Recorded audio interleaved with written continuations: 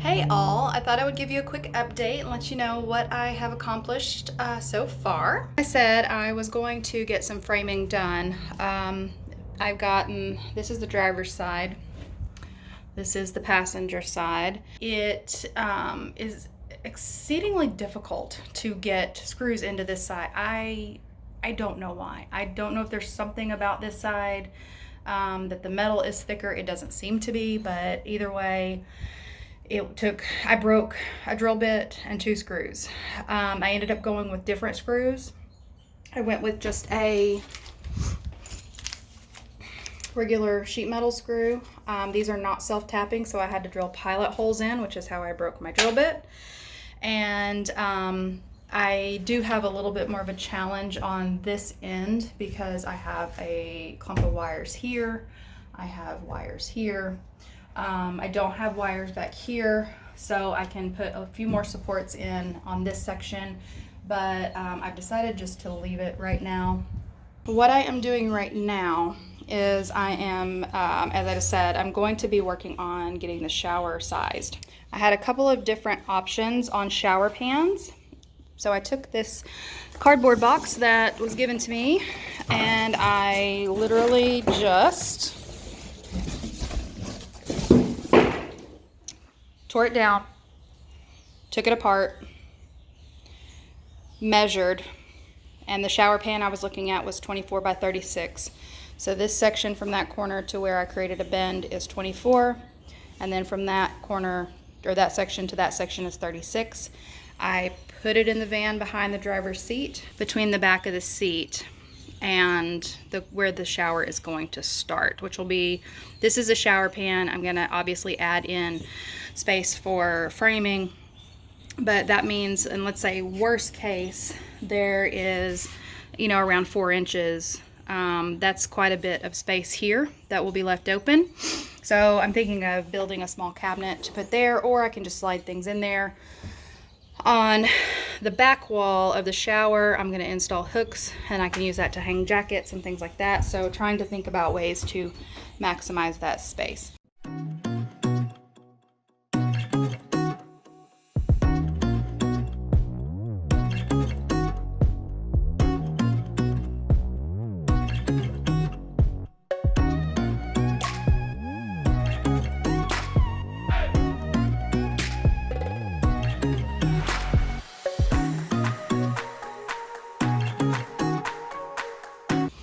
It's kind of hard to see, but I've already drawn a pin mark where the shower will be. And as long as I don't come out past the seat, which I have plenty of room, it actually, where that board is, this left side edge here. So actually, let's just scoot it over so it's easier to tell. So that would be about 2 inches over the shower pan. That is plenty of space. So I think I've given myself plenty of wiggle room as far as walking space goes here behind the seat. I just recorded a whole bunch of stuff. I wasn't actually recording, so I'm probably gonna forget to say something. Anyway, as I was saying, I'm going to get everything remeasured. I'm going to go online and double check mattress size. I'm just going to triple check my measurements, draw everything out, make sure that I'm happy before I start putting any more wood on the walls. I also drew out where, this is not perfect, but this is an idea of where my windows will go on each side. I need to determine exactly how high I'm going to put the bed platform, but right now I'm thinking it will probably be about this high, because this, and then you add 8 inches for a mattress, that will be just about the right height. The windows, I found these really nice windows. They are, I'm gonna butcher this, I think they're 18 by 13 if I remember right, or 12 by 18 technically. And they are sliding. They have a screen already built in. It's an aluminum screen, so, and they're $120 a piece, which is pretty good. So I think that's what I'm gonna do with that. Now, as far as what I'm gonna be doing for the next few steps, we are in the COVID quarantine time right now. I don't know when you guys are watching this, but right now it is March 18th. So we are not forced quarantine. We are doing self-distancing. I'm in Texas. We have the self-distancing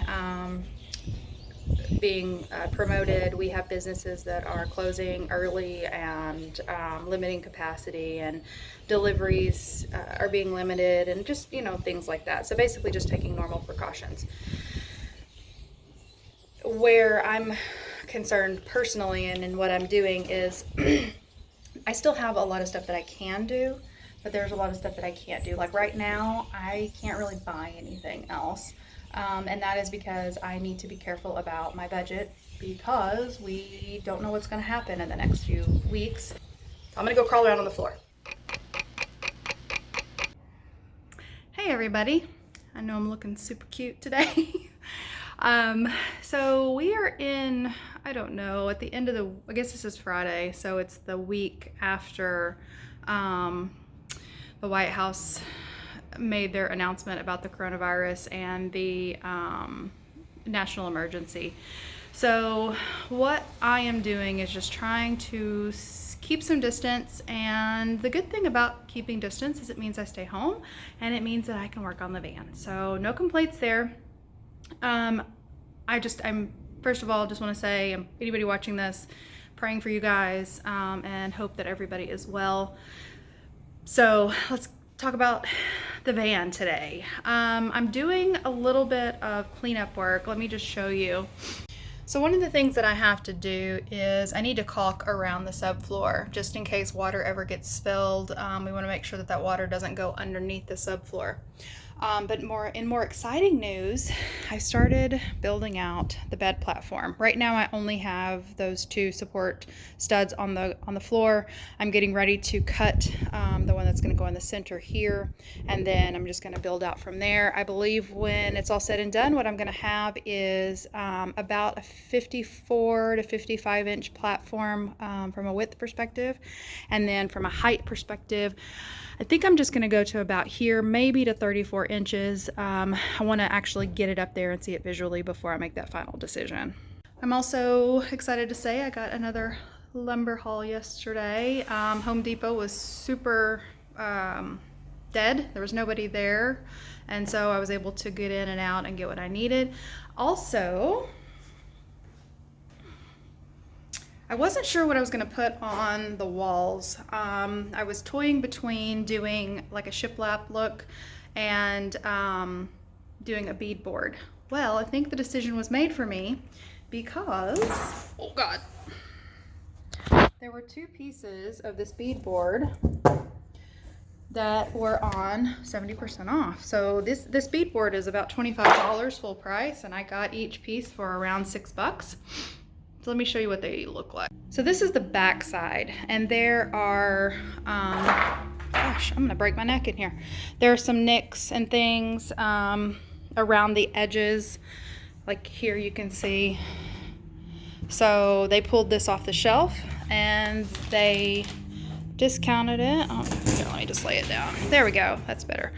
So I'm thinking that will be actually really nice on the walls, and then I don't have to paint it. And it's just essentially paneling, so it's really easy to put up. The only thing I'm a little bit concerned about is the vibration and it coming loose, so I may have to get creative. But considering I'm not going to have a ton of visible wall space, I think it'll be fine. But cross that bridge if it happens and it falls down, then it falls down, and I will deal with it at that time. But I really feel pretty confident that it's going to be fine, and because I'll have so many places that I can hide a screw in a cabinet or in a closet, that if it does start to get loose, I can secure it a little bit better than with just the paneling nails, and it'll be fine. So that's what I'm doing right now. It is thankfully not raining. It is a bit chilly, but that's okay. I keep taking this jacket off and on, off and on. Oh, I also got this palette. we had some solar panels that we had to go pick up, and they gave me a brand new pallet to put them on. So I might be able to salvage some wood out of this too. So that's pretty exciting. All right, that's really all I have today. If I get to a point where I've actually got something to show on the bed before I get finished tonight, I will come back and show you guys that. If not, I will show you next time.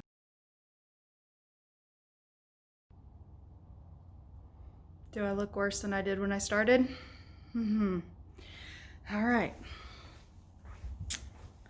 All I was able to get done was this one board. Well, technically it's 3 boards and supports, but holy smokes.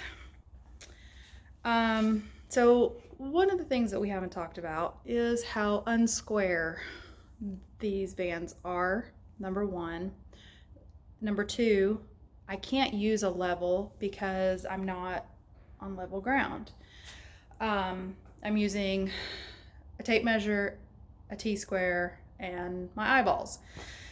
So I first put this in, and my crossbar was too long.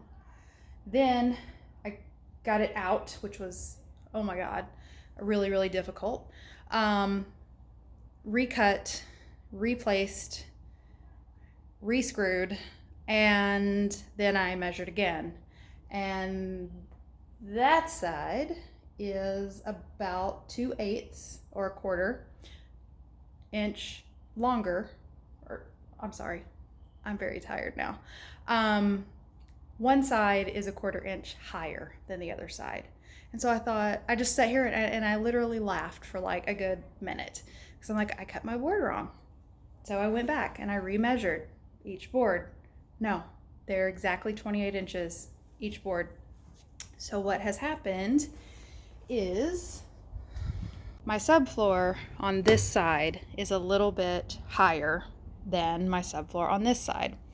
So after looking at everything, remeasuring 3 times each side just to make sure that I wasn't just cross-eyed, I decided to leave it. And the reason for that is when I put weight on this, it actually does come down. So the subfloor here is floating just a little bit. And so that just tells me that my plywood wasn't perfectly level in that corner. Disclosure, I kind of knew this. I had considered going and getting a bolt with a large washer and putting it there and pulling it down. These were trying to go to sleep thoughts a few days ago, but long story short, or long story long, what I'm gonna do is I'm gonna leave it alone, because I'm going to be adding more weight, and I believe that it will fix itself. If it doesn't, I can always go back in and pull that down 1/4 inch. But in reality, I don't think I'm going to notice 1/4 inch when I get everything on there and put the mattress on there. So I think I am being way too anal, and I just need to let some of these little things go, and it'll be fine. So considering I didn't look great before, I look even worse now, I think I'm done. And it's actually getting kind of cold. So I will talk to you guys later. Love you. Stay healthy. Bye.